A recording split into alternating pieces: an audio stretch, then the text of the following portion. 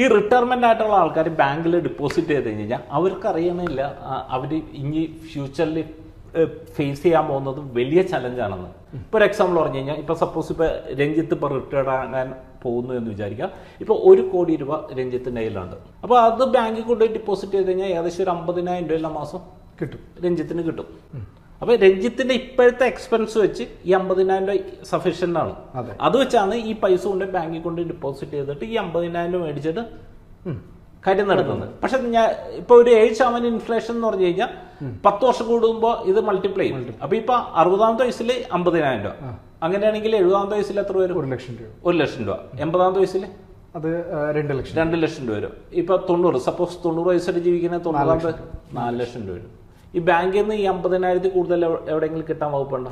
സാറേ, ഇൻവെസ്റ്റ്മെന്റും ഇൻഷുറൻസും കൂടെ ക്ലബ് ചെയ്തിട്ടുള്ള പോളിസികൾ എടുക്കേണ്ട ആവശ്യമുണ്ടോ? അത് എന്തൊക്കെയാണ് അതിനകത്ത് വരുന്ന പ്രധാനപ്പെട്ട കുറച്ച് പ്രശ്നങ്ങൾ? ഞാൻ എപ്പോഴും പറയുന്ന ഒരു കാര്യം, ഇൻവെസ്റ്റ്മെന്റും ഇൻഷുറൻസ് ആയിട്ട് ക്ലബ് ചെയ്യരുത്. എന്തുകൊണ്ടാണെന്ന് വെച്ച് കഴിഞ്ഞാൽ ഇപ്പം നമ്മളെ സംബന്ധിച്ച് നമുക്ക് വേണ്ട ഇൻഷുറൻസ് കവറേജ് എന്ന് പറഞ്ഞാൽ ഹ്യൂമൻ ലൈഫ് വാല്യൂ. അതായത് HLV എന്ന് പറയും. അതായത് ഞാൻ എന്ന് പറഞ്ഞ ഒരു വ്യക്തി എൻ്റെ കുടുംബത്തിലേക്ക് എത്ര ഇൻകം കൊടുക്കും, എത്ര നാൾ കൊടുക്കും, എനിക്ക് എന്തെങ്കിലും ലയബിലിറ്റീസ് ഉണ്ടോ, ഇതെല്ലാം കൺസിഡർ ചെയ്തിട്ട് ഞാനൊരു വാല്യുവേഷൻ, എൻ്റെ ഒരു വാല്യുവേഷൻ ഞാൻ കണ്ടു കൂട്ടും. അപ്പോൾ നോർമൽ സിറ്റുവേഷനിൽ അത് കോടികളായിരിക്കും. അപ്പോൾ ഞാൻ ഇൻവെസ്റ്റ്മെന്റ് ആയിട്ട് ക്ലബ് ചെയ്ത് കഴിഞ്ഞാലുള്ള പ്രശ്നം എന്താണെന്ന് വെച്ച് കഴിഞ്ഞാൽ എനിക്ക് ആവശ്യത്തിനുള്ള സംരക്ഷണം എനിക്ക് എടുക്കാൻ പറ്റില്ല.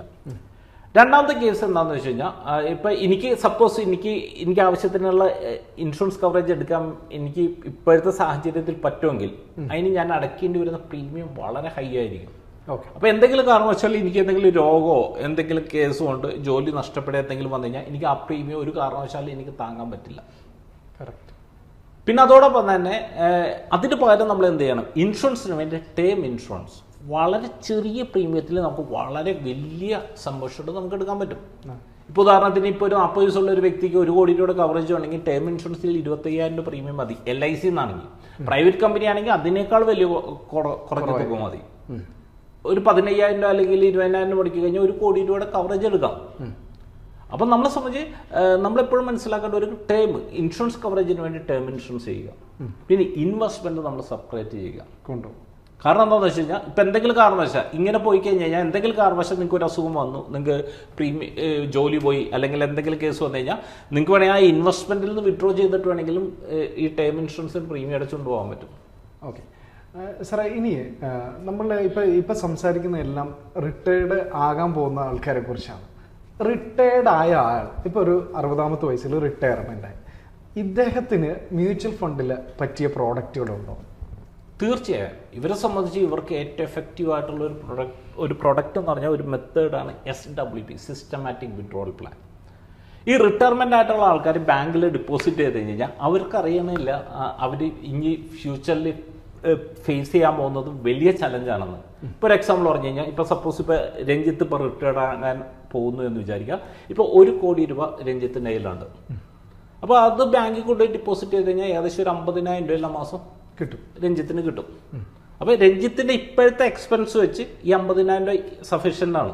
അത് വെച്ചാണ് ഈ പൈസ കൊണ്ട് ബാങ്കിൽ കൊണ്ട് ഡെപ്പോസിറ്റ് ചെയ്തിട്ട് ഈ 50,000 രൂപ മേടിച്ചിട്ട് കാര്യം നടക്കുന്നത്. പക്ഷെ ഞാൻ ഇപ്പൊ ഒരു 7% ഇൻഫ്ലേഷൻ എന്ന് പറഞ്ഞു കഴിഞ്ഞാൽ 10 വർഷം കൂടുമ്പോൾ ഇത് മൾട്ടിപ്ലൈ ചെയ്യും. അപ്പൊ ഇപ്പൊ 60ാമത്തെ വയസ്സിൽ 50,000 രൂപ, അങ്ങനെയാണെങ്കിൽ 70ാമത്തെ വയസ്സിൽ എത്ര വരും? 1 ലക്ഷം രൂപ. 1 ലക്ഷം രൂപ. 80ാമത്തെ വയസ്സിൽ അത് 2 ലക്ഷം രൂപ വരും. ഇപ്പൊ 90, സപ്പോസ് 90 വയസ്സിൽ ജീവിക്കുന്ന 90ാമത്തെ 4 ലക്ഷം രൂപ വരും. ഈ ബാങ്കിൽ നിന്ന് ഈ 50,000 കൂടുതൽ എവിടെയെങ്കിലും കിട്ടാൻ വകുപ്പുണ്ടോ? ഇല്ല, ഒരു കാരണവശാലും കിട്ടില്ല. അപ്പോൾ ഇവിടുത്തെ ഏറ്റവും വലിയ ഫസ്റ്റ് പ്രശ്നം വരുന്നത് എന്താണെന്ന് വെച്ച് കഴിഞ്ഞാൽ നമ്മൾ ബാങ്കിൽ ട്രഡീഷണൽ ആയിട്ടുള്ള ഒരു ഇൻവെസ്റ്റ്മെന്റിലേക്ക് നമ്മൾ റിട്ടയർമെന്റ് കോർപ്പസ് ഡെപ്പോസിറ്റ് ചെയ്ത് കഴിഞ്ഞാൽ നമ്മളെ സംബന്ധിച്ച് നമ്മൾ ചെലവ് കൂടുന്നതിനനുസരിച്ച് നമുക്ക് ഇൻകം കൂട്ടാൻ അവിടെ ഒരു ഓപ്ഷൻ അവൈലബിൾ അല്ല. അപ്പോൾ അതിനർത്ഥം എന്ത് ചെയ്തു? നമ്മൾ വലിയ രീതിയിൽ സ്ട്രഗിൾ ചെയ്യാനുള്ള പോസിബിലിറ്റീസ് വളരെ കൂടുതലാണ്. പിന്നെ രണ്ടാമത്തെ കേസ് എന്ന് പറഞ്ഞാൽ ഇന്നത്തെ 1 കോടി രൂപക്ക് ഒരു വാല്യുവേഷൻ ഉണ്ട്. അപ്പൊ ഇവിടെ നേരത്തെ പറഞ്ഞതിന്റെ നേരെ ഓപ്പോസിറ്റ്, അതായത് ഇൻഫ്ലേഷൻ വരുമ്പോഴേക്കും ഇതിന്റെ പർച്ചേസിങ് പവർ കുറഞ്ഞുകൊണ്ടിരിക്കുകയാണ്. അപ്പൊ രഞ്ജിത്തിന്റെ 60ാമത്തെ വയസ്സിൽ 1 കോടി രൂപ ഉണ്ട്. അപ്പൊ രഞ്ജിത്തിന് 70 വയസ്സാകുമ്പോഴേക്കും നേരെ അത് 50 ലക്ഷം രൂപ, 80 വയസ്സാകുമ്പോൾ അത് 25 ലക്ഷം രൂപ. വാല്യുവേഷൻ പർച്ചേസിങ് പവർ കുറഞ്ഞുകൊണ്ടിരിക്കും. അപ്പോൾ ഇങ്ങനത്തെ രണ്ട് പ്രശ്നങ്ങളാണ് ട്രഡീഷണൽ ആയിട്ടുള്ള ഒരു റിട്ടയർമെന്റ് പ്ലാനിനെ നമ്മൾ ഫോളോ ചെയ്ത് കഴിഞ്ഞാൽ സംഭവിക്കാൻ പോകുന്നത്. അപ്പോൾ അതിന് പകരം SWP സിസ്റ്റമാറ്റിക് വിഡ്രോവൽ പ്ലാൻ, ഇപ്പം നമ്മളെ സംബന്ധിച്ച് പല ബക്കറ്റ് പ്രിൻസിപ്പിളൊക്കെ ഉണ്ട്. അപ്പോൾ അതിൽ എക്സ്പെർട്ട് ആയിട്ടുള്ള ഒരു ടീമിനെ ഈ ഫണ്ട് ഏൽപ്പിച്ച് കഴിഞ്ഞാൽ അവർക്ക് ഈ ഇൻഫ്ലേഷന് അഡ്ജസ്റ്റഡ് ആയിട്ട് ഇപ്പം നിങ്ങളെ സംബന്ധിച്ച് അത്യാവശ്യം നല്ല രീതിയിൽ life long inflation adjusted return കിട്ടാവുന്ന രീതിയിൽ നമുക്ക് പ്ലാൻ ചെയ്യാൻ സാധിക്കും. അപ്പോൾ അതുകൊണ്ട് അങ്ങനത്തെ ഒരു പ്ലാൻ എടുക്കുന്നതായിരിക്കും ഏറ്റവും നല്ലത്. ഇനി അടുത്തൊരു ചോദ്യം എന്ന് വെച്ച് കഴിഞ്ഞാൽ ഡൈസ് ഇൻവെസ്റ്റ് എങ്ങനെയാണ് അവരുടെ ഇൻവെസ്റ്റേഴ്സിനെ അതായത് ഡീൽ ചെയ്യുന്നത് എങ്ങനെയാണ്, അവർക്ക് എന്താണ് ഒരു കൊടുക്കുക, ഡൈസ് ഇൻവെസ്റ്റ് ചെയ്യുന്ന എന്താണ് ഒരു കസ്റ്റമേഴ്സിന് കിട്ടുക?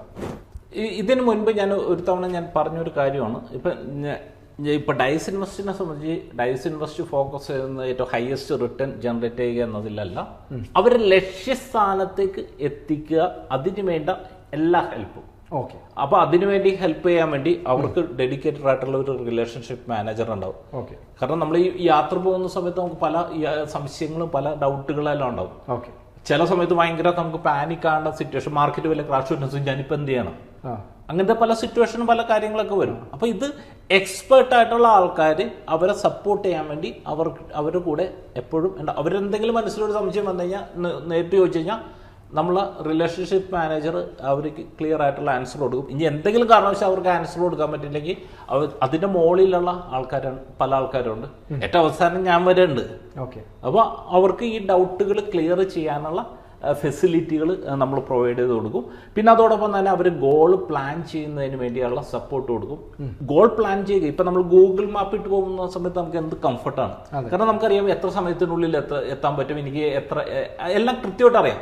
അപ്പം ഇതുപോലെ തന്നെ ഗോൾ പ്ലാൻ ചെയ്യുക മാത്രമല്ല, നമ്മൾ ഇൻവെസ്റ്റ്മെന്റ് ആ ഗോളിലേക്ക് മാപ്പ് ചെയ്ത് കഴിയുമ്പോഴേക്കും നമ്മൾ എവിടെ എത്തി, ഇപ്പൊ ഈ സ്പീഡിൽ പോയാൽ മതിയാ, ഇനി എന്തെങ്കിലും അഡീഷണൽ ചെയ്യണോ, ഇതെല്ലാം മോണിറ്റർ ചെയ്യാനുള്ള ഫെസിലിറ്റികൾ നമ്മൾ കൊടുക്കും.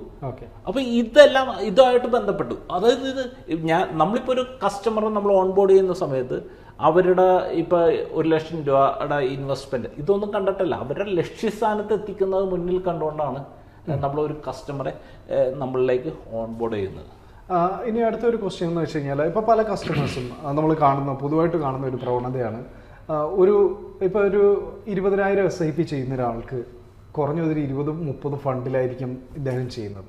അത് ഒരിക്കലും അഡ്വൈസബിൾ ആയിട്ടുള്ള ഒരു കാര്യമാണോ, അതോ എന്താണ് അതിന്റെ ഒരു പ്രശ്നം സാർ?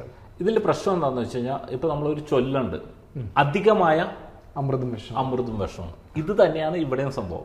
കാരണം നമ്മളെ സംബന്ധിച്ച് ഇപ്പൊ നമ്മൾ ഡിഫറെന്റ് കാറ്റഗറി ഉണ്ട്. ഇപ്പൊ നമ്മൾ നോക്കിക്കഴിഞ്ഞ് കഴിഞ്ഞാൽ ഇപ്പൊ ലാർജ് ക്യാപ്പ് ഇന്ത്യയിലെ ഏറ്റവും വലിയ 100 കമ്പനികൾ, മിഡ് ക്യാപ്പ് 101 തുടങ്ങി 250 വരെയുള്ള കമ്പനികൾ, സ്മോൾ ക്യാപ്പ് 250 മുകളിലേക്കുള്ള കമ്പനികൾ, പിന്നെ മൾട്ടി ക്യാപ്പ്, ഫ്ലെക്സി ക്യാപ്പ്, അങ്ങനെയുള്ള പല കാറ്റഗറി. അങ്ങനത്തെ ഏകദേശം ഒരു മേജറായിട്ട് നോക്കിക്കഴിഞ്ഞാൽ ഒരു 5-6 കാറ്റഗറി ആയിരിക്കും ഉള്ളത്.